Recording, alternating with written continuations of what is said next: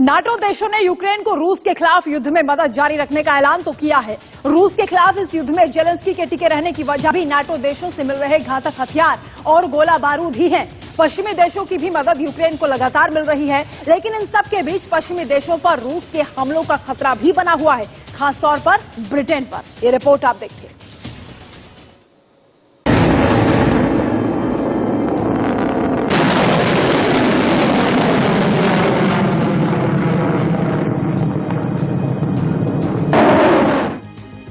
Putin की किंजर का वार होगा नरसंहार।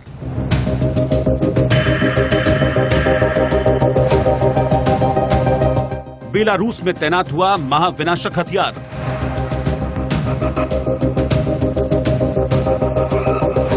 निशाने पर लंदन, ब्रिटेन में हाहाकार।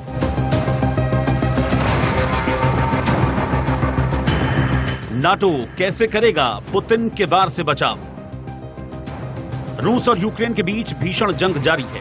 इस जंग में यूक्रेन ने बहुत कुछ खोया, एक बड़ा हिस्सा गंवा दिया, तमाम शहर तबाह हो गए, बिजली पानी के प्लांट खाक हो गए, हजारों लोग मारे गए। रूस को भी बहुत कुछ गंवाना पड़ा है। इन सब के बावजूद यूक्रेन की जंग थमने के बजाय एटमी जंग की तरफ बढ़ रही है। जंग की इस आग में अब पश्चिमी देश भी झुलसने वाले हैं।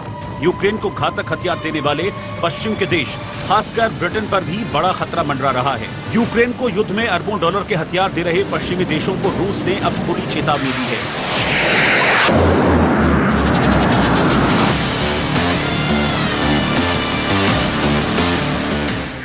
रूस ने आधुनिक ब्रह्मास्त्र कही जाने वाली किंजल हाइपरसोनिक परमाणु मिसाइल को अपने पड़ोसी देश बेलारूस में तैनात कर दिया है।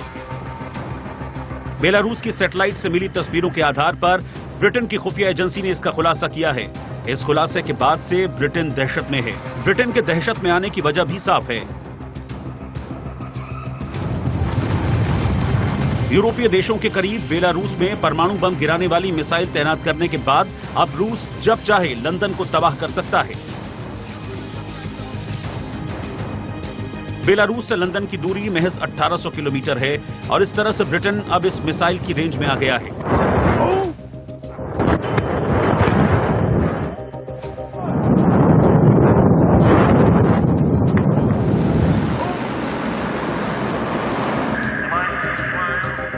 रूस की किंजल मिसाइल को नाटो देश किलजॉय और रूसी डैगर के नाम से बुलाते हैं। किंजल मिसाइल के नाम से ही दुश्मन खौफ खाते हैं। इसके बाद का मतलब दुश्मन की पक्की तबाही।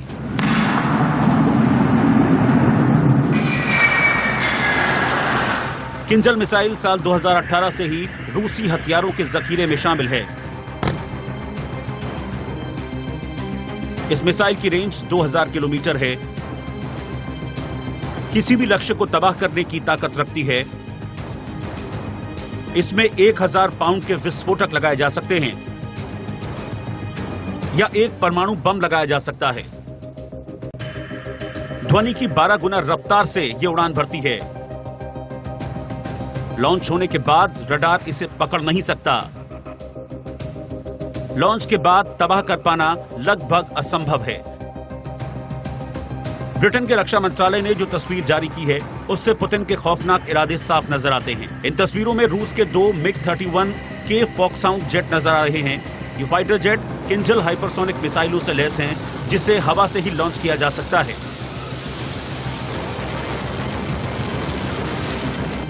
रूस की द सन की रिपोर्ट के मुताबिक अगर इस मिसाइल को बेलारूस से लॉन्च किया जाए तो महज 9 मिनट में ये लंदन जाकर गिरेगी। ब्रिटेन के खुफिया सूत्रों का दावा है कि रूस यूक्रेन के अलावा कुछ दूसरे लक्ष्यों को भी निशाना बना सकता है।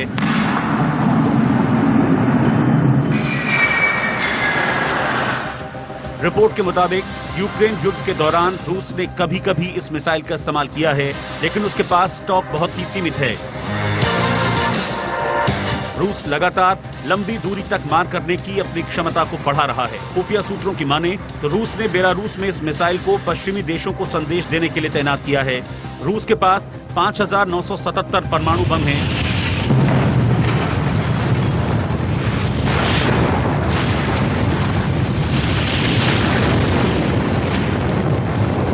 जिनमें से 1600 बम हमला करने के लिए एकदम तैयार हैं।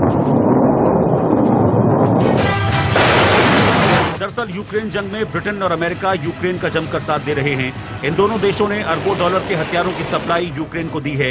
इन्हीं हथियारों की बदौलत यूक्रेनी सेना रूसी सेना को जबरदस्त नुकसान पहुंचा रही है। पुतिन इस मदद से बौखलाए हुए हैं और पहले ही एटमी जंग की धमकी दे चुके हैं।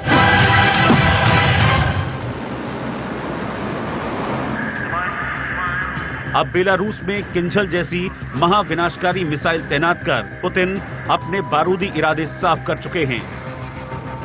Bureau report, India news.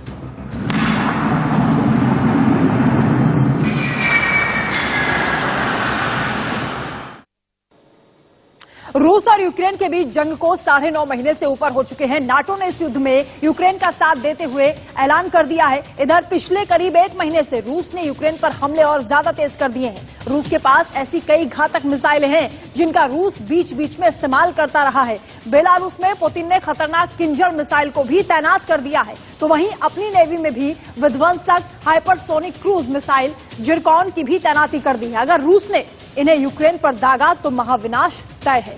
Putin के पास घातक मिसाइलों का बड़ा जखीरा है। मिसाइल भी शामिल हो जाएगी। इसके शामिल होने के साथ ही रूस की नौसेना की ताकत कई गुना बढ़ जाएगी। इसकी सबसे बड़ी खासियत इसकी तेज रफ्तार है। रूस ने इसका पिछले साल अपने युद्धपोत और सबमरीन से सफलतापूर्वक टेस्ट किया था। तब अमेरिका ने कहा था कि इससे दुनिया में हथियारों की होड़ बढ़ेगी।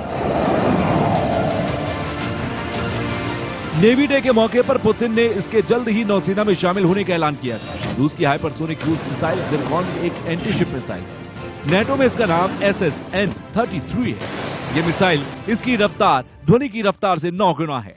तेजी से हवा को चीरते हुए दुश्मन पर हमला करती है। टेस्ट में मिसाइल ने 8600 किलोमीटर प्रति घंटे की रफ्तार हासिल की थी। लॉन्च के 2.5 मिनट बाद ही लक्ष्य को मार गिराया था। रूस इसे युद्धपोत एडमिरल गोर्शकोव में तैनात करेगा। स्क्रैम जेट इंजन इसको 9 मैक की तेज रफ्तार देता है।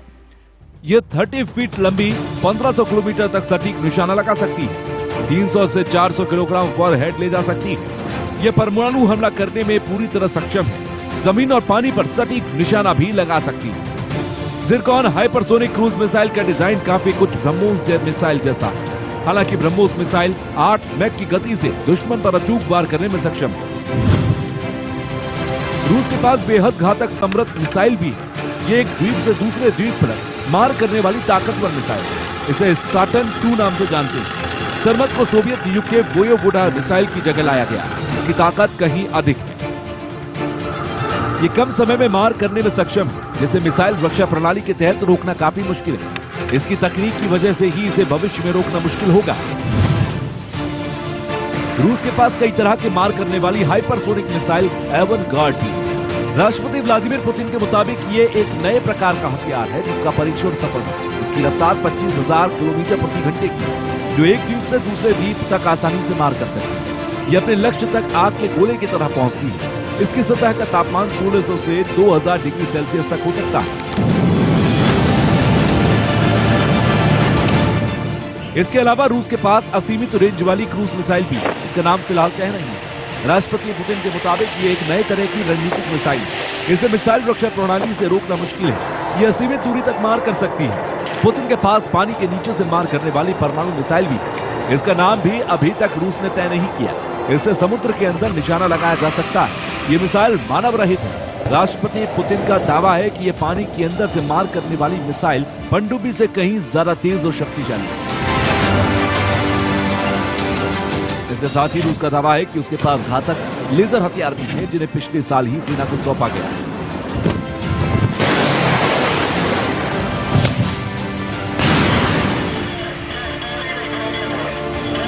जाहिर है यूक्रेन जंग के बहाने अगर पश्चिम के देश रूस पर हमला करते हैं तो फिर महाविनाश तय होगा।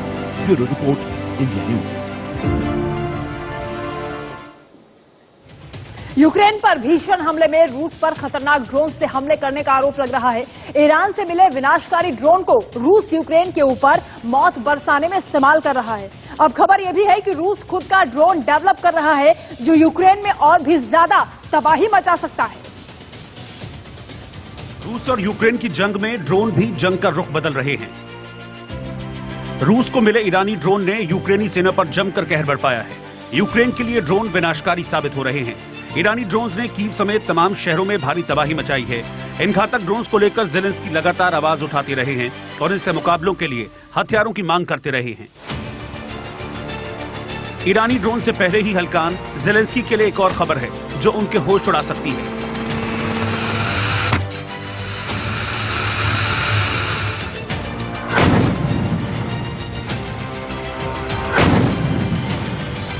रूस अब ऐसे मिशन में जुट गया है कि उसे ईरानी ड्रोन लेने ही नहीं पड़ेंगे और वो खुद खतरनाक ड्रोन्स बनाएगा।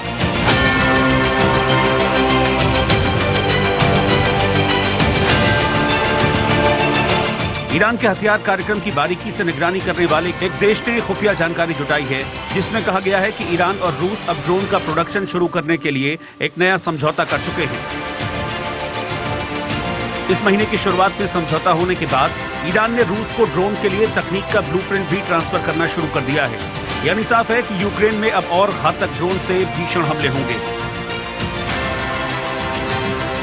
अमेरिका शुरू से कहता रहा है कि ईरान ने रूस को सैकड़ों ड्रोन दिए हैं, जिन्होंने यूक्रेन जंग में बड़ी तबाही मचाई है।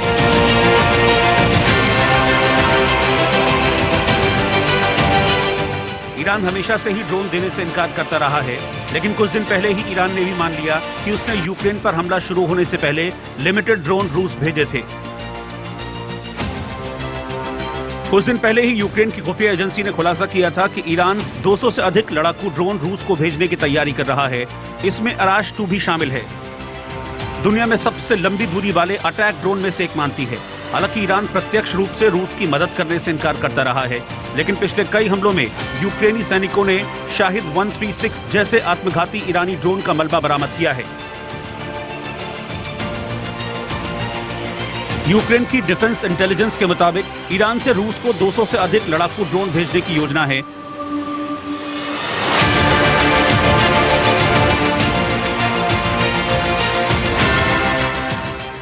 जिनमें शाहिद 136, मुहाजिर 6 और अराज 2 शामिल हैं। जानकारों का मानना है कि अराज 2 की तैनाती यूक्रेन युद्ध में गेम चेंजर साबित हो सकती है। ये शाहिद ड्रोन की तुलना में 5 गुना अधिक विस्फोटक ले जा सकता है।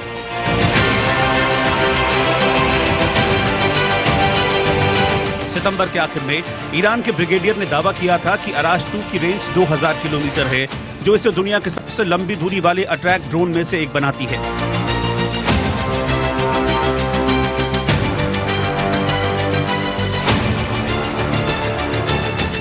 हालांकि ईरानी सैन्य अधिकारियों का ईरान में बनाए जाने वाले हथियारों की क्षमता को बढ़ा चढ़ाकर पेश करने का इतिहास रहा है।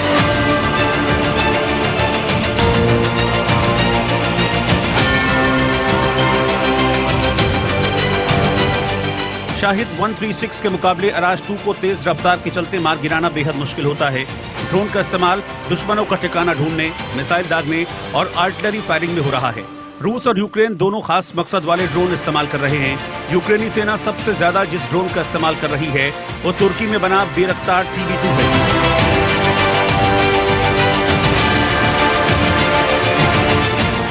इसका आकार एक छोटे प्लेन के बराबर होता है। ये लेजर गाइडेड बमों से लैस किए जा सकते हैं। जंग के शुरुआती हफ्तों में तुर्की के बेरख्तार ड्रोन ने खूब तारीफ बटोरी थी। शुरू में उन्हें हथियारों के जखीरे में हमले करते दिखाया गया था। मोस्कावा युद्धपोतों को डुबोने में भी ड्रोन की खास भूमिका रही है।